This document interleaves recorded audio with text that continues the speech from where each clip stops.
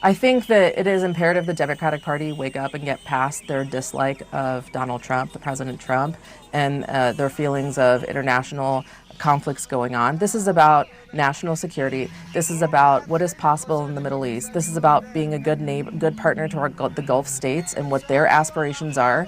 This is about supporting the people of Venezuela. This is about dismembering our relationship with, or not dismembering, but resetting our relationship with China. Right now, 55% of the oil production that Iran produces goes to China despite sanctions. You want to support the people of Ukraine. You want to end that war. You have to, there is no getting around dismembering this Islamic Republic. It is non-negotiable. It is not a want to have, it is a have to have. And it's not just for the Iranian people. I think you have to trust the Iranian people. We know this government better than anyone else. When you dismember and decapitate this regime, you are going to see a change in the Middle East, in Venezuela, in China, in Ukraine. And I think, quite frankly, their ideology has really, it's caused a lot of problems for us worldwide. We need to take it seriously. And I think at this point, we have a tremendous opportunity. This will be like ending the Soviet Union, the Berlin Wall. This is a transformational moment for humankind, for security. And as an American, this is in our interest to complete it. So I am a Democrat. I have been a huge Democrat. I am incredibly disappointed with my party. I do not see myself in them in this moment.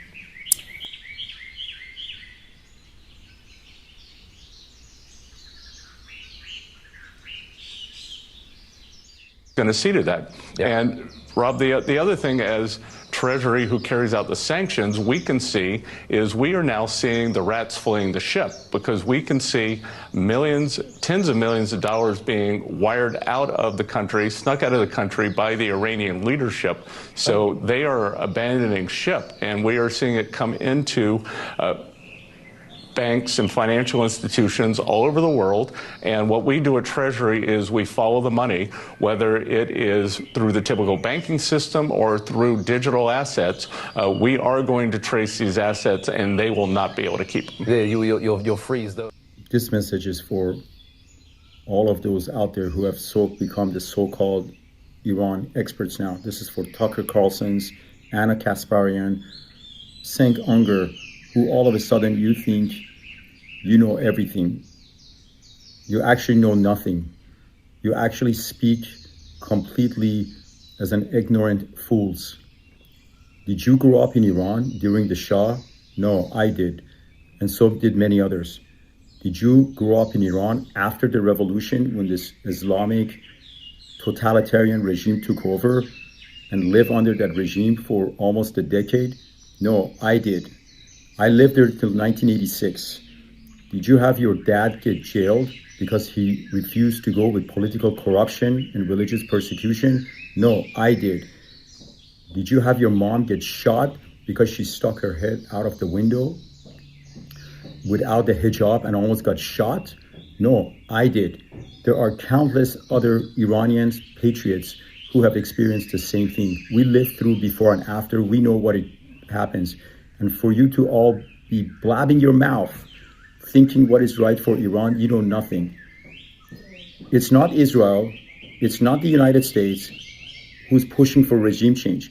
It's the 80 million people who've been captured by this brutal, menacing, evil regime that has taken us hostage, murdered so many people. And Anna, you living your freedom and thinking it's the same. You have not been whiplashed like my wife did. You have not been thrown acid on your face when countless women have. You have not had your eye taken out for showing makeup. None of you have gone through, experienced anything close to this. And for you to say regime change is a bad idea, who the hell are you to be talking about this? The people want the regime change. We just want help. As Reza Pahlavi said, there's only so long we can hold the Alamo. 12,000 people dead, probably more, and counting. Over 10,000 plus arrested, about to get executed, and counting. Okay, we need the cavalry, we need the help, okay? This regime only understands one thing: brutal force. The time is now. The people want the regime change. The people have spoken. You know nothing about Pahlavi. You haven't followed him at all for the last 4 decades. You're all opportunistic who now making your fame because you think you're the sole expert. You only care about yourselves. Shame on you guys, and shame on you, Tucker, for basically going on the platform, and the Iranian regime is now showing your platform. Shame on you for fostering their propaganda and perpetuating their propaganda. You are the reason why people are getting murdered because of your nonsense. So I suggest to all of you, shut the fuck up. You don't know what you're talking about. And Ken Martin of the DNC, really? Comparing the Trump administration to the Iranian regime with your tweet? Seriously? Do you have any moral, even an ounce of moral and dignity? You're such an insult to 80 million of us and my fellow patriots who've been getting murdered and getting imprisoned and tortured. Seriously? Is this how what is the moral equivalency? This is outrageous. I suggest you think about what you wrote, and perhaps maybe if you have an ounce of decency, which I won't hold my breath, maybe you'll come back and say something. And for all of you out there, seriously, stop it. You know nothing about it. I want to thank the countless people it's too many people to name who have risen up, the social media influencers, David Harris, Hadass Levy, 𝓘𝓷𝓽𝓻𝓸𝓭, Laura Loomer, of course, on and on. I can go. There's so many of you guys. I'm sorry I'm not mentioning everybody, but I'm very thankful for standing up for the Iranian people and for you to come out with moral clarity. And to all my Iranian patriots, I see you. We all see you. We hear you. We are with you. We're going to topple this regime with help of President Trump. President Trump, thank you. We know you have the Iranian people's back. We appreciate you. We salute you. God bless you. Zan Zendegi Azadi Javid Shah. That the court had required them to make those payments. And that was false, wasn't it? You repeated that. You said that, didn't you? You said that's why the reason you said the reason you restarted is because the court ordered you to do so. Is that right? I don't believe that is settled yet, to the best of my knowledge. Well, I think it is, because the court did something that I don't know if I've ever seen it. They issued a statement saying you were wrong in what you were saying.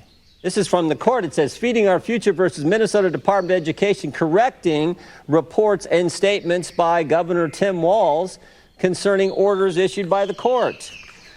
Here's what the judge says. Governor Tim Walz told the media that the Minnesota Department of Education attempted in payments to FOF because of possible fraud, but that Judge Guthman ordered payments to continue in April 2021. Next sentence.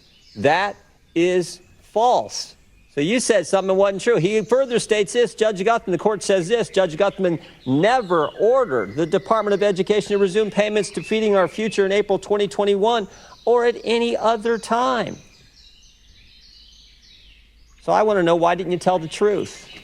Congressman, the attorneys at the Department of Education interpreted that differently. Both of those judges are no longer on the bench, and I think that interpretation... The very first sentence, the first 7 words. This is not some unnamed source talking to the New York Times. This is not some anonymous source talking to whatever your Minnesota Star Tribune or whatever your paper is.